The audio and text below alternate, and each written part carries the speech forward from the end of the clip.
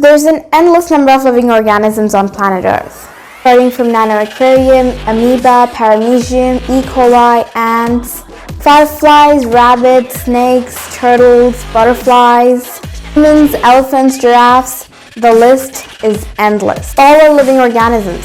But what makes us so different? Our cell structures. Yes, you guessed it right.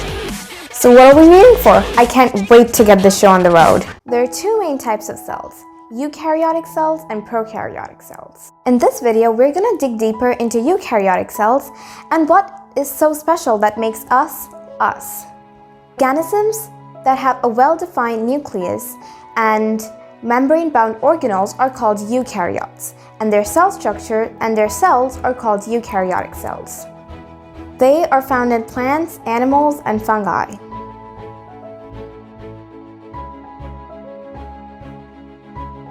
The cell wall is a peripheral layer of the plant cell. It is a non-living rigid layer enveloping the plasma membrane. It is freely permeable and is composed of cellulose. It helps the plant by giving shape and rigidity. It allows substances to enter and leave without any interference, and it also provides protection.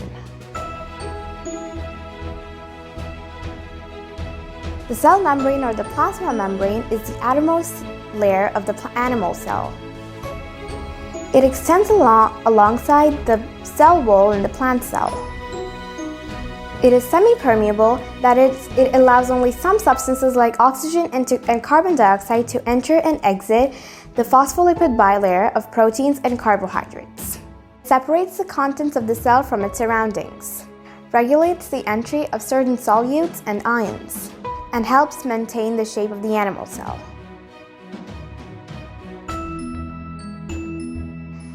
The cytoplasm is a jelly-like fluid contained inside the cell membrane which consists of all the cell organelles apart from the nucleus. It consists of a mixture of soluble organic and inorganic compounds. In addition, it has a cytoskeleton that helps maintain its internal organization. Different organelles contained in it have different functions and all the metabolic activities occur in it. It is also a medium of the initial steps of respiration.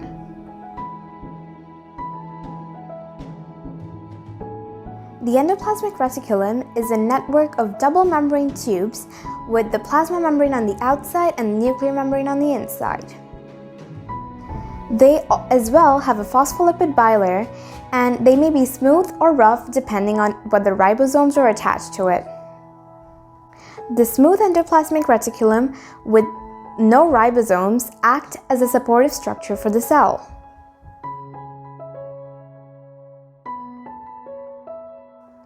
Ribosomes are tiny granules which are either attached to the endoplasmic reticulum or freely moving in the cytoplasm. They're single-walled orbicular bodies that contains RNA. Ribosomes help in synthesizing proteins. Mitochondria are smooth oblong organelles with various shapes, but mostly sausage-like. It is double-walled and the inner wall is thrown into folds called cristae. Scientists have discovered that billions of years ago, ribosomes were part of their own living organisms, but now they're found in practically every eukaryotic cell. It also has its own DNA and ribosomes.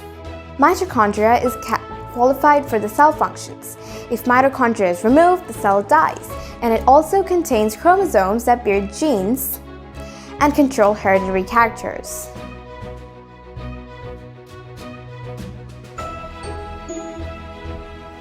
They are a flattened membrane sac of tubules, vesicles, and vacuoles. It is responsible for the synthesis and secretion of enzymes and hormones.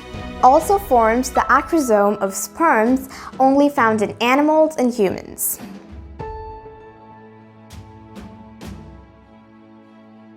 Lysosomes are membranous sacs that are budded off from the Golgi bodies, which contains up to 40 different enzymes. It helps in intracellular digestion and destroys foreign substances. When the cell is old or injured, they rapidly destroy the organelles, hence called the suicide bags. They also digest cartilages and is helpful in the formation of bones.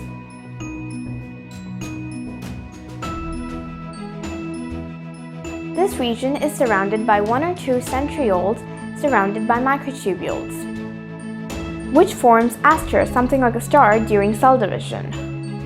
This initiates and regulates cell division, forms spindle fibers, and with the help of Aster.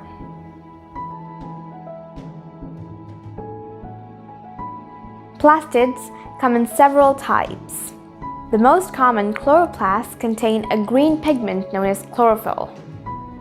Its double membrane protein matrix contains DNA. Disc-like structures are called thylakoids, which contain chlorophyll. Leucoplasts are a category of starch that are colorless and are used to store starch. Chromoplasts are responsible for imparting color to the flowers. Its major role is in attracting pollinators. Chloroplasts are a green pigment that converts light energy to a relatively stable chemical energy. Their main focus is photosynthesis, to create food for the plants.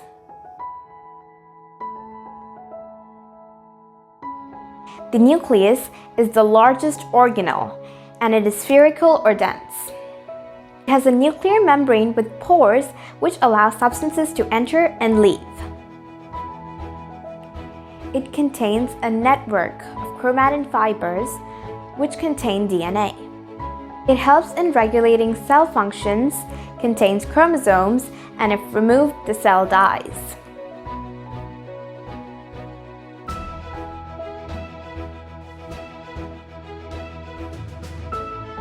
Non-living organelles in the cells include the vacuole. They are clear spaces of water and other substances in solution. The plant cells have a larger vacuole while the animal cells have a smaller vacuole. They are covered by a covering known as cetonoplasts. It stores food and other substances like water and waste products. It provides turgidity to the plant by pressing against the cell wall. It contains pigments like anthocyanins.